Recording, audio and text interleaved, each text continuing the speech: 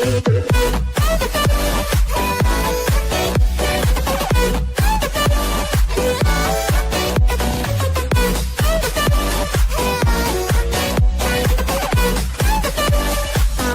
is that you and me?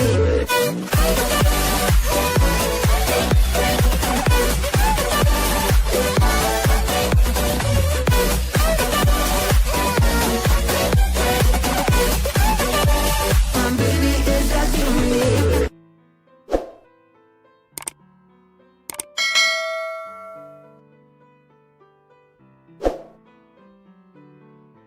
Hari ini, cikgu akan menerangkan tajuk bab 2 zaman air batu. Kita tengok dalam zaman air batu ini, apa yang akan dipelajari? Yang pertama ialah 2.1 dunia kita, iaitu pengenalan dan pembentukan fizikal dan bumi. Kemudian, kamu akan belajar dalam subtopik 2.2 zaman air batu, iaitu tahap zaman air batu dan pembentukan fizikal bumi. 2.3, kamu akan mempelajari garis masa zaman air batu iaitu berkaitan garis masa. 2.4 berkaitan ciri-ciri zaman air batu akhir termasuk ciri fizikal bumi, haus laut, binatang, tumbuhan, suhu dan kehidupan manusia. 2.5 perubahan zaman air batu iaitu perubahan dan kesan. Dan akhir sekali dalam bab 2 ini kamu akan mempelajari 2.6 kesan perubahan zaman air batu di Asia Tenggara iaitu zaman air batu berakhir.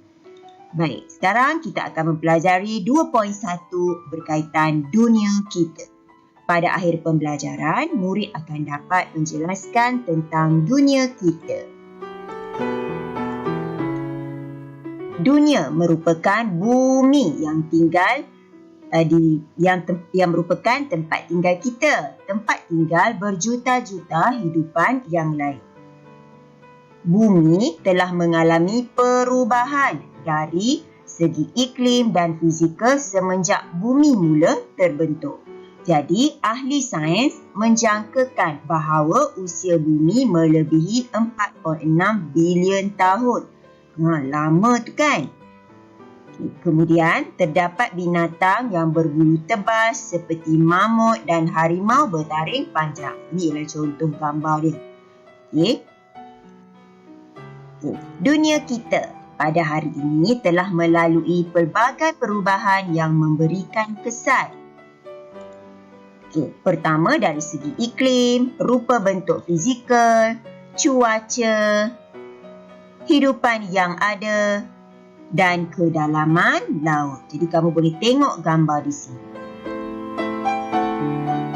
Kemajuan ilmu sains dan teknologi telah membantu manusia untuk mengetahui sejarah yang berlaku kepada bumi semenjak jutaan tahun lalu.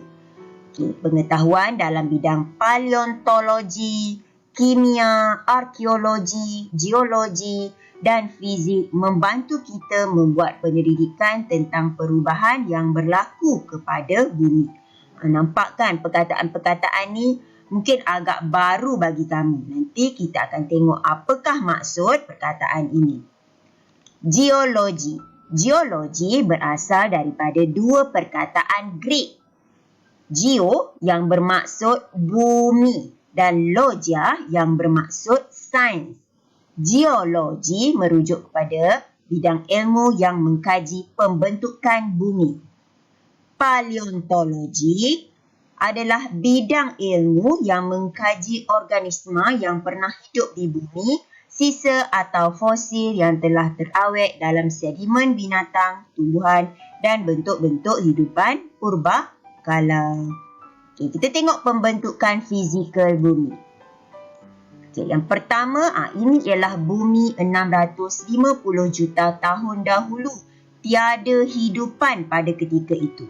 Kemudian, bumi pada 390 juta tahun dahulu di mana air laut masih tawar. Wujud hidupan seperti ikan dan amfibia. Kemudian, bumi pada 195 juta tahun dahulu, zaman Jurasik dan hidupan utama ialah dinosaur. Nah, dengarkan. Zaman dulu memang ada wujudnya dinosaur. Kemudian, bumi pada 94 juta tahun iaitu dinosaur mengalami kepupusan. Rupa bentuk benua mula kelihatan. Seterusnya, bumi pada 15,000 tahun dahulu iaitu kebanyakan binatang telah wujud seperti kuda, badak sumbu, anjing dan kucing. Paras air laut juga meningkat. Dan yang akhir sekali ialah bumi pada hari ini. Baik, kita tengok. Iklim telah mempengaruhi perubahan rupa bentuk fizikal bumi menjadi daratan dan lautan. Daratan ialah gunung, banjaran, bukit tanah pamah, lembah dan sungai.